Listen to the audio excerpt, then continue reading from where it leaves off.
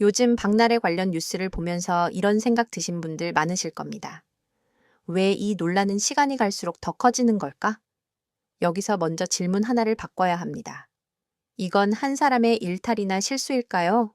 아니면 쟁점이 계속 확장되고 있는 상황일까요? 보도에 따르면 박나래를 둘러싼 갈등은 전 매니저들과의 문제 제기를 시작으로 여러 사안이 겹치며 이어지고 있습니다. 부당 대우 논란에서 출발했지만 현재는 상해 여부, 직장 내 괴롭힘, 사생활 공개의 적절성, 그리고 세무 문제까지 동시에 거론되고 있습니다. 먼저 전 매니저 측은 과거 술자리에서 박나래가 술잔을 던져 상해를 입었다며 상해 진단서와 치료 확인서를 수사기관에 제출했다고 주장했습니다. 이에 대해 박나래 측은 그런 상황 자체가 없었다며 해당 주장을 전면 부인하고 있습니다. 이 사안은 현재 수사와 사법 절차의 판단 영역에 들어가 있습니다.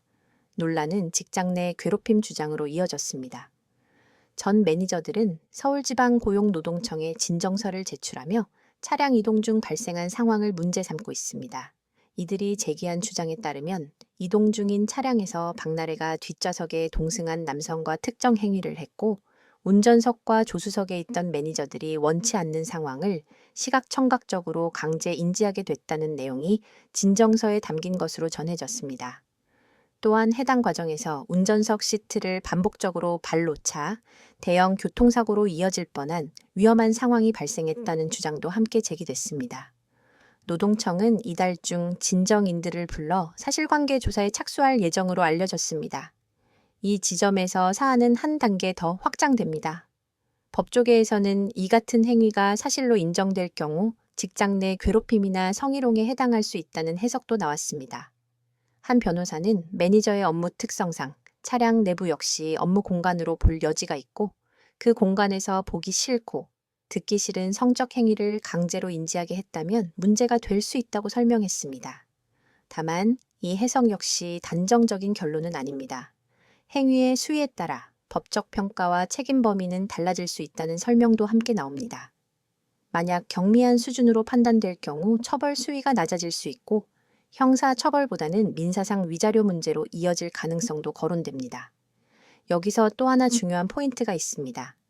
법적으로는 성희롱죄라는 형사처벌 조항이 없기 때문에 직장 내 괴롭힘 인정 여부나 민사소송 결과가 사안의 핵심이 될 수 있다는 점입니다. 변호사들은 이 사건에서 가장 중요한 쟁점으로 행위 자체가 있었는지 여부를 꼽습니다. 전 매니저들 입장에서는 해당 행위가 있었다는 판단을 받는 것이 중요하고 박나래의 입장에서는 그런 행위 자체가 없었다는 판단을 받는 것이 결정적인 의미를 갖게 됩니다. 이 지점에서 논란은 법을 넘어 이미지와 생존의 문제로 이어집니다. 만약 법원 판단 과정에서 고강도의 부적절 행위가 인정될 경우 광고 계약 위약금 등 수십억 원에서 수백억 원대의 현실적인 부담으로 이어질 수 있다는 전망도 나옵니다. 그래서 일부에서는 장기 소송보다 조기 정리나 합의 가능성을 언급하기도 합니다. 여기에 더해 불법 의료행위 논란, 이른바 주사이모 의혹도 함께 거론됐습니다. 의사 면허가 없는 인물에게 주사 시술을 받았다는 주장에 대해 박나래 측은 의사 면허가 있는 의료진에게 왕진을 받았을 뿐 불법 행위는 없었다고 해명한 바 있습니다. 이런 상황 속에서 박나래는 모든 논란이 정리될 때까지 방송 활동을 중단하겠다는 입장을 밝혔고 이후 추가 발언을 자제하겠다는 뜻도 전했습니다. 법적 공방은 계속되고 있습니다.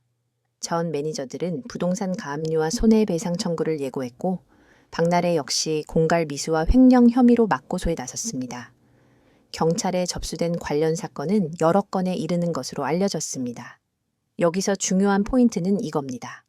이 사건은 한 가지 주장이나 한 개의 논란으로 설명되지 않습니다.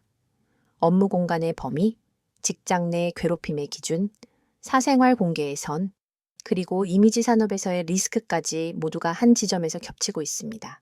이건 공포 조장이 아닙니다. 산술의 문제입니다.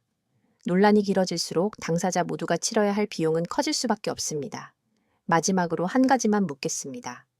이번 박나래 논란은 누가 옳고 그른지를 넘어서 우리 사회가 어디까지를 업무로 보고 어디부터를 사생활로 인정할 것인지에 대해 어떤 기준을 갖고 있는지를 묻고 있는 건 아닐까요?